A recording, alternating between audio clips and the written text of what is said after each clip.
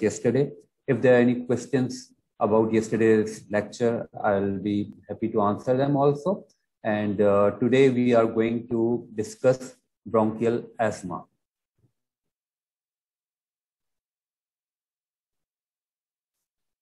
So what is asthma? Asthma is a chronic inflammatory condition in which there is recurrent episodes of breathlessness. Asthma can be life-threatening. It occurs at any age, but usually occurs in young age group. Asthma is not contagious, but it runs into family. It's something which is innate. So a family history, if someone is having a family history of asthma and he is having breathlessness, one should be suspecting asthma.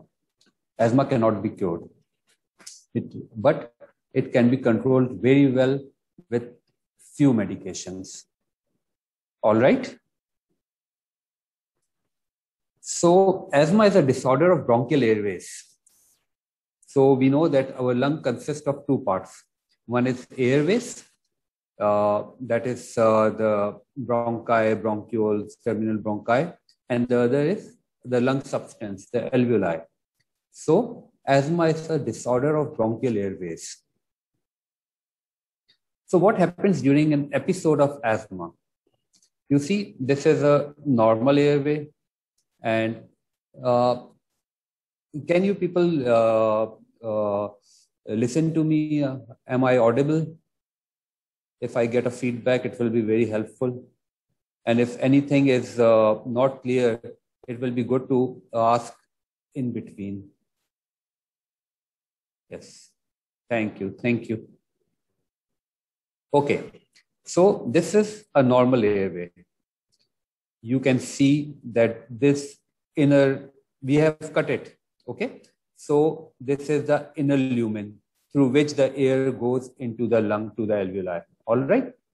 And this is an airway of asthmatic patient. All right.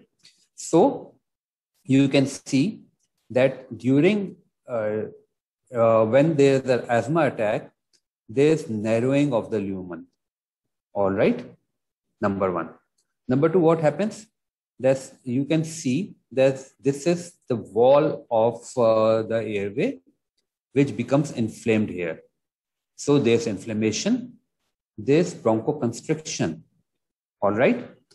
Then you can see that it's clear. But here, this yellow thing is the mucus, the sputum. So the inner lumen is further compromised by production of sputum.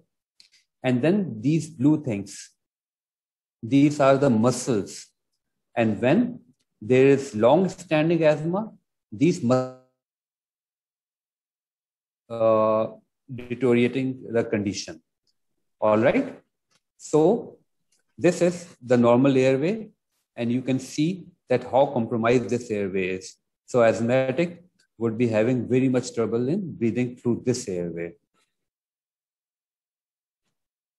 All right. So what is definition of asthma? Asthma is a heterogeneous disease, usually characterized by chronic airway inflammation.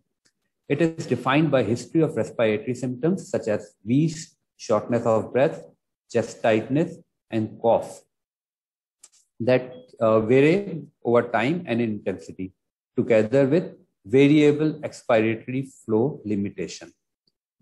All right. So this is definition of asthma. This is the current definition. All right. And what you have to remember are these words. So the definition of asthma is it's a chronic airway inflammation. There are respiratory symptoms, and it is characterized by variable expiratory airflow limitation. Now simple, it's a chronic airway inflammation. There are respiratory symptoms and variable expiratory airflow limitation. All right, so there's variability. Once upon a time, it was thought that reversibility is the benchmark of asthma, but now the variability. Okay, is that clear?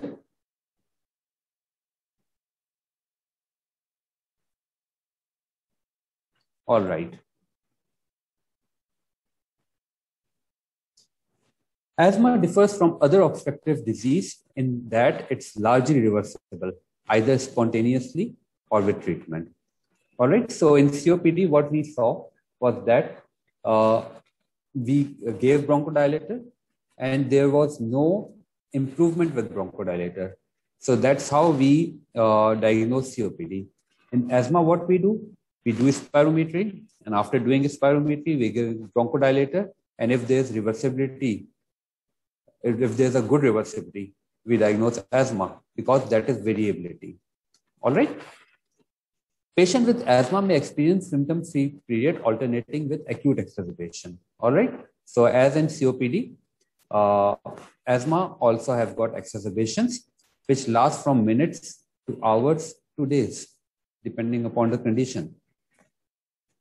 So the inflammation in asthma is due to certain inflammatory cells like mast cells, eosinophils, T helper cells, etc., which produces certain mediators like histamines, leukotrienes, platelet activating factors. All right. And the effect of these mediators on bronchial tree is bronchospasm, plasma exudation, mucus excretion, structural changes. All right. Which we call remodeling. As we saw in that figure, the smooth muscles tightened around the bronchial tree, and that causes remodeling. So in that way, asthma becomes a fixed airway disease like COPD. That is known as remodeling, the structural changes of the airway. All right. So this is again the same inflammatory process that when allergens come, then these cells produces mediators which causes symptoms, and if symptoms remain there for a long time, there's airway remodeling. So the risk factor that lead to asthma development, the most important of them is atopy, the innate thing, the familial thing. All right. Then comes the gender. Asthma is more prevalent in males in younger age group and in females in older age groups. So overall, the predisposition of male to female ratio is almost same, more in males in childhood and more in females in adulthood. All right. The other causal factors are indoor allergens like domestic mites. We call them dust mites, which are present in beddings and in carpets. And these are microscopic organisms, and they feed on our skin and hairs that shut down, and through their excreta, asthma exacerbates. Then there are animal allergens like people who keep cats in their houses or dogs with furry dogs or other animals. They causes asthma exacerbation. Then there are cockroach allergens, then fungi, molds, and then there are occupational sensitizers like industrial pollution, etc. These all causes asthma. These all causes predisposed to asthma. Other contributing factors are recurrent respiratory infections, then small size at birth, malnutrition, indoor and outdoor pollution, and very, very important is passive and active smoking. So a child who is living with parents who smoke is exposed to smoke in a very young age group and has got more chances of getting asthma. So these were, we discussed the predisposing factors. Now there are some factors which causes asthma worse. Not all factors affect everyone, but these can cause asthma exacerbation in certain individuals. Infection in upper airways such as cold, that is why asthma become worse during winters. Sudden change in weather and temperature. Then many people have exercise-induced asthma. They get asthma attacks after exercising. Then very interestingly, a strong physical expression like laughing. Many people come that when I laugh a lot, after that I get an asthma attack. All right. Then other allergens such as fur and feather animals, dust mite, cockroaches, pollens, molds, pollutants, these all can cause asthma worse. Then environmental tobacco smoke, outdoor pollution, fumes, perfumes, etc. They also causes asthma worse. So these factors should be avoided by asthmatic individuals.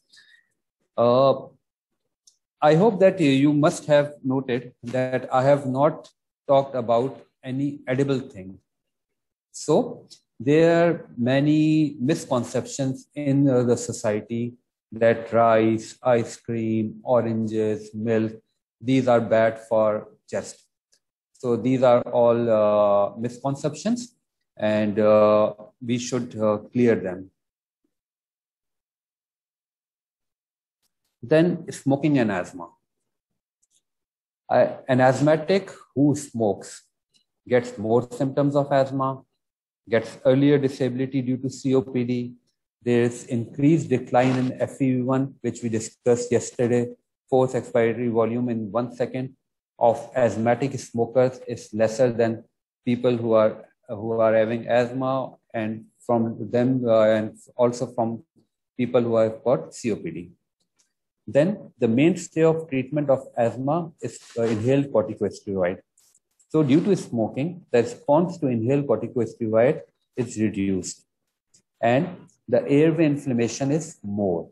So it's not a good thing to smoke, and if someone is asthmatic, it is very bad for him to smoke, for him or her to smoke. All right. So asthma is a global healthcare issue.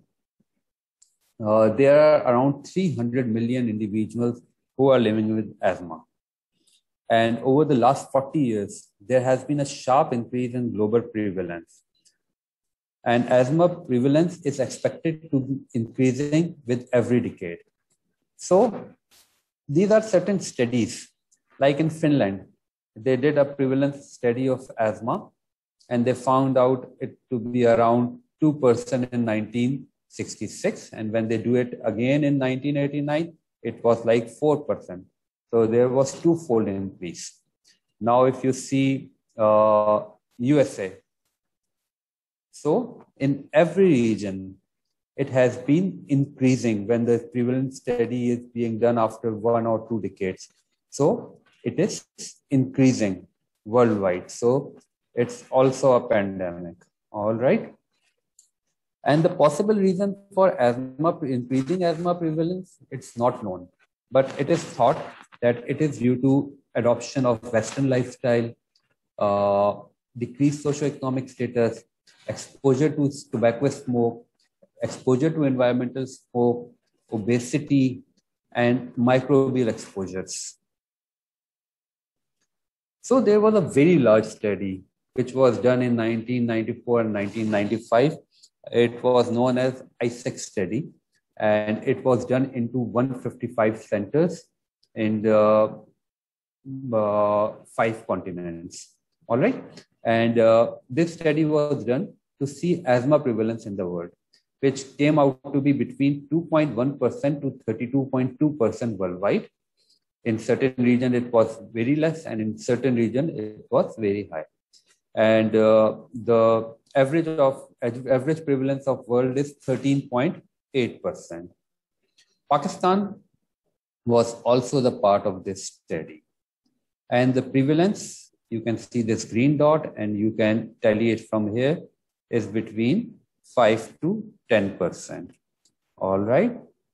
So here is the Pakistan, and it is around 10% in Pakistan. All right. So it is believed that on an average, 3 children in a classroom of 30 students are likely to have asthma. So asthma is a common condition. All right. And many of you must be also many of you will be also having asthma. All right. Are there any asthmatics? No? Difficult to believe. Okay.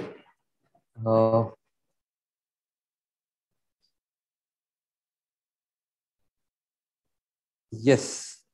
So we have got certain answers. Some people had childhood asthma. All right. So asthma is a common condition. When I was young, I also had childhood asthma, but I have grown out of it now. All right. Then this is a study which was done in Pakistan. It is known as Arab study. All right. And it showed that how that 51% of adults and 32% of children had severe episodes of asthma in our country, and 50% had uncontrolled asthma. They reported that they were hospitalized in last 1 year, which shows bad on us. Asthma is a condition which can be controlled very well. All right. And if 50% of our population is having acute severe asthma or are getting hospitalized due to asthma in a calendar year, that's not something good. All right.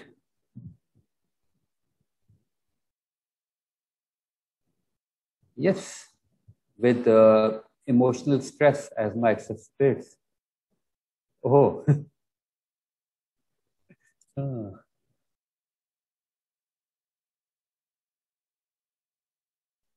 All right. Another asthmatic. Okay. So how do we approach with a patient of asthma? First of all, we have to take a very good history. And when you are going to visit our clinics, you will be taught how to take history and how to take history of asthma. In asthma history, you have to take a complete family, environmental, and occupational history. And occupational history is a lifetime occupation. All right. Then environmental history is like seasonal changes, pollution. You know that in mulberry seasons in Islamabad, there's outbreak of asthma, exacerbations, occupational history. Then medication, we know that certain medications like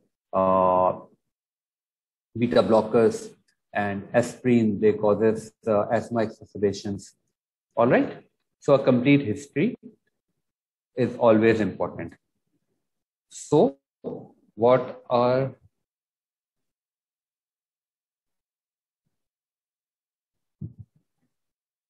So there's an interesting question. What's the difference between asthma attack and panic attack?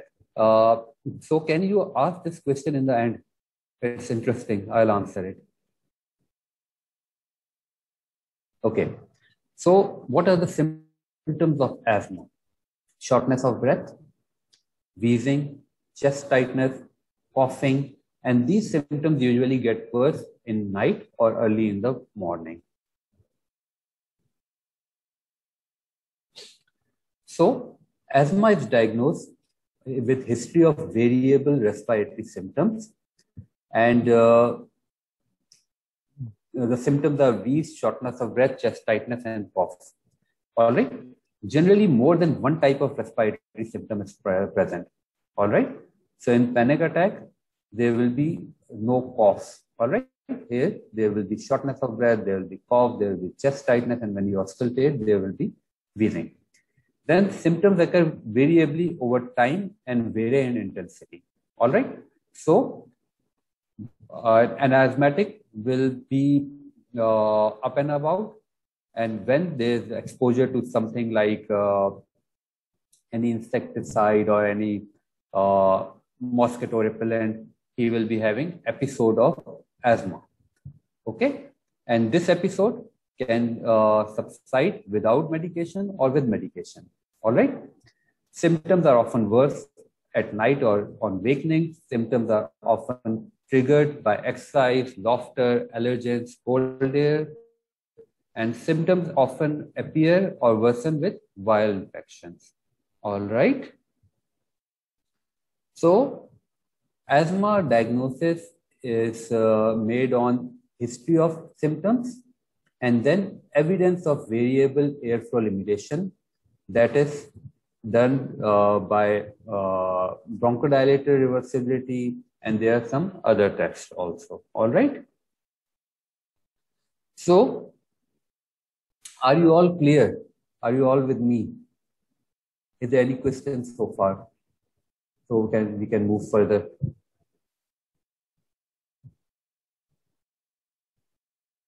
Thank you. So we take a good history, then we do examination. Mind it that many a times a person comes to you and tells you that I've been having coughing all night and I was having shortness of breath and I was having wheezing, which was audible. And when you auscultate him, at that time, he might not be having any physical signs. All right. So an asthmatic is not always symptomatic. Okay.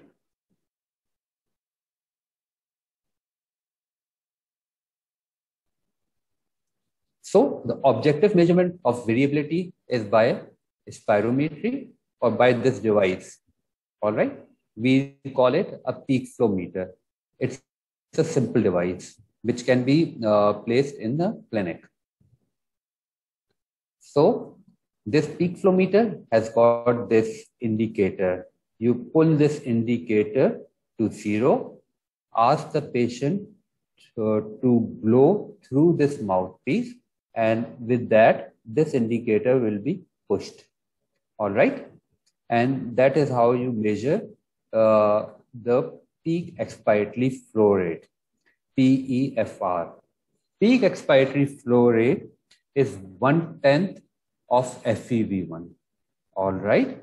So suppose a patient come to my clinic and I tell him to blow forcefully into it and it is like 100. All right. After that, I give him a short-acting bronchodilator through an inhaler and tell him to repeat the test again. And it increases to 200.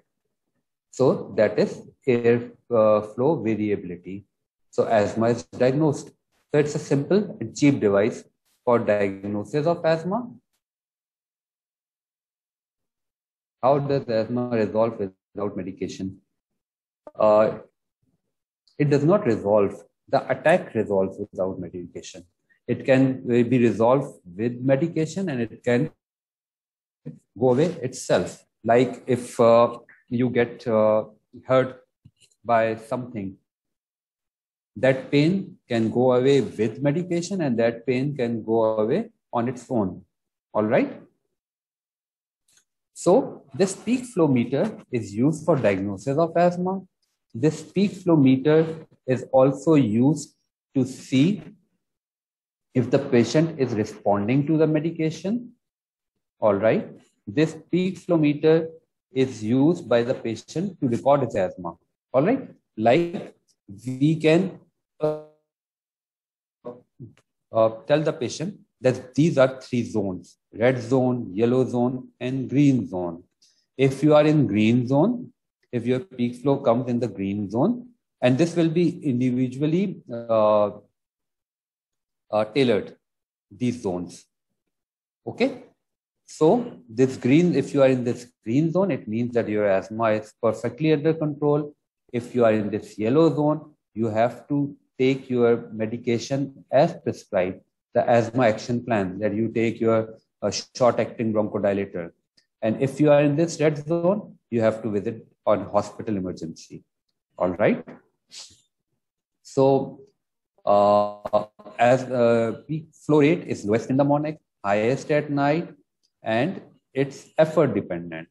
If the patient is not doing a good effort, then this peak flow will not help. It's not a blood test. So it's an effort dependent test. Then the spirometry, which we discussed yesterday. In spirometry, again, what we have to see: FEV1, force expiratory volume in 1 second, force vital capacity, and their ratio. And what happens in an obstructive disease? In an obstructive disease, the FEV1 or FVC ratio is less than 70%. All right. So if we do a spirometry of a suspected case of asthma, and his FEV1 is less, and his FEV1 or FVC is lower than 70%, and then we give him a bronchodilator like salbutamol, okay, or terbutaline, and we repeat his bronchoscopy again after 15 minutes, and this 12% increase in FEV1, that is diagnostic of asthma, okay, because that is a good reversibility, 12% and 200 ml. All right. So MCQ will come in your paper that how to diagnose asthma. So a reversibility of 12% and 200 ml. All right. So I have a question. A patient or suspected of asthma comes to you, and his FEV1 or FVC is less than 70%, and FEV1 is less. And when you give bronchodilator, after that also, if FEV1 or FVC is less than 70% and FEV1 does not improve, what's the disease? Quickly.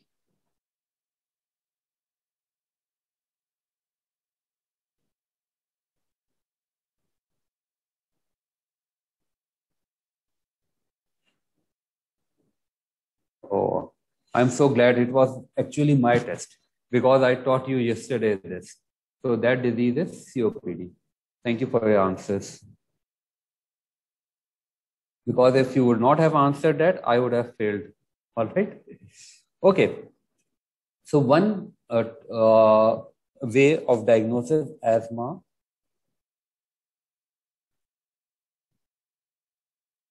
yes, it's COPD. So one way of diagnosing asthma is bronchodilator response. Other is that you do diurnal variability through peak flow. That you give the peak flow meter to patient and he brings in his recordings of morning and evening. All right. And if there's significant variability between morning and evening, that is also diagnostic of asthma. Then if you prescribe controller medication and over 4 weeks, there's an improvement or improvement in FEV1 or peak flow, that is also asthma. All right. So you have to diagnose the variability. These are again the flow volume loops, which you are not going to discuss. The diagnostic features of asthma can be assessed by variability, which can be done by certain ways. And one of them which we have not discussed so far are bronchial provocation test. And it's also known as methacholine challenge test in some specialized centers, not any I know in Pakistan. Methacholine is given, and methacholine is a type of histamine which causes bronchoconstriction. And if bronchoconstriction occurs at a very less dose, if the 20% bronchoconstriction at a very little dose, we call that little dose PD20. If it's low, that is diagnostic of asthma. And also we can do that, we can see the FEV1 or peak flow, and after exercising, we check it again. If there's reduction in of 15%, that is exercise-induced asthma. All right. We have to hurry now because we are getting short of time. So in a good asthmatic control, there should be in a week, there should be daytime symptoms less than twice a week. There should not be any nighttime symptom. Reliever medication is allowed less than 2 weeks, and there should not be any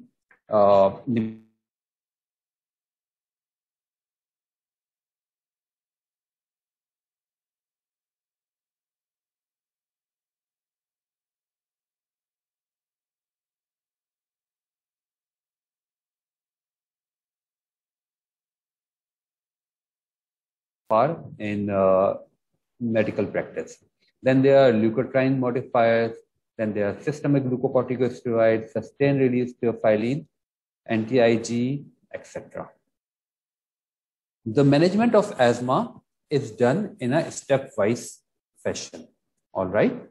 So if the patient is symptomatic, we step up. All right. If someone is having very infrequent symptoms, like say once in a 3 month, then he should be taking only short-acting beta-2 agonist as per needed. You can consider giving low-dose inhaled corticosteroid. All right. If the patient is not controlled in step 1, we will go to step 2, in which what we give low-dose inhaled corticosteroid. As per needed, short-acting beta-2 agonist is added in every stage. All right. If the patient is not controlled on step 2, we move to step 3, in which we give low-dose inhaled corticosteroid plus long-acting beta-2 agonist. If the patient is not controlled, we give medium to high-dose inhaled corticosteroid plus long-acting beta-2 agonist. And if the patient is not controlled even on that, then we may refer the patient to a specialist for anti-IgE treatment in certain patients who have got increased IgE, and there are some other specialists. Specialists can give some other medications. All right. So in asthma, we need 100 out of 100 marks. There should not be any symptom. There should not be any limitation of activity. All right. So what we do, we review response, we assess, and we adjust treatment. We step down, we step up, depending upon condition of the patient. So how often should asthma be reviewed? Every 1 to 3 months in start, and then every 3 to 12 months. And after an exacerbation within a week. If a patient is sustained setup for at least 2 to 3 months and he is controlled, we can step down, we can step up at any time. All right. An exacerbation of asthma is an acute or subacute worsening of symptoms of asthma. Okay. And how do we manage that? We assess the patient. First of all, we see is it asthma, because an asthmatic patient can have an MI, can have a pneumonia, can have anything. So first of all, we have to assess that this exacerbation is of asthma. This is no other medical condition. Then we see that is the attack mild, moderate, or severe, or life-threatening. If it's life-threatening, patient is going to intensive care for intubation. All right. If patient is mild or moderate attack, we will, or even severe attack, we can try short-acting beta-2 agonist. We can give systemic corticosteroid and oxygen. If the patient improves, we can shift him out. And if the patient does not improve, he may be transferred to intensive care. All right.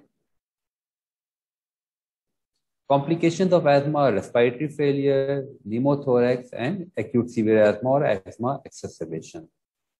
So thank you very much for your feedbacks and your patient listening. If there are any questions, I'll love to answer them. We have got 5 minutes for that.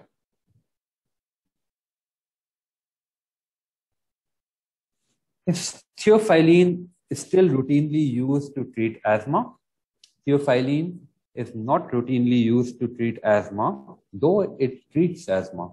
But we know that this medication does not have a very good safety index. All right. So it is not a preferred treatment.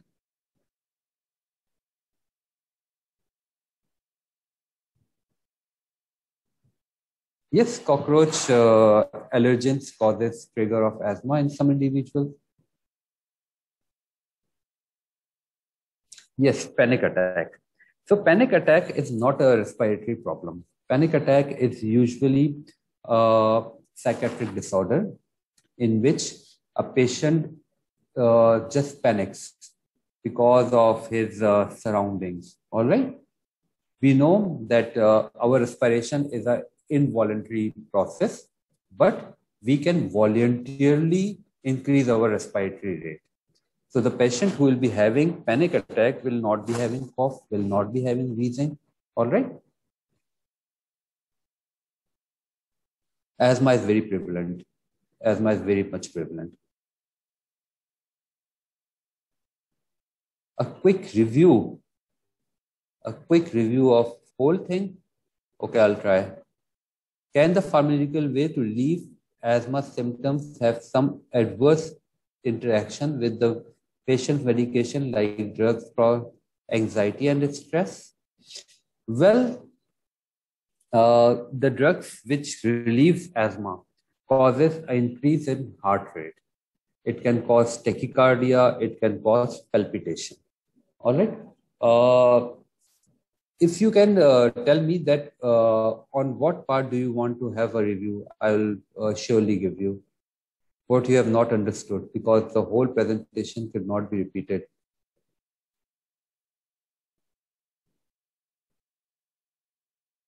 Are there any other questions? Sir, can you please repeat the peak flow PF?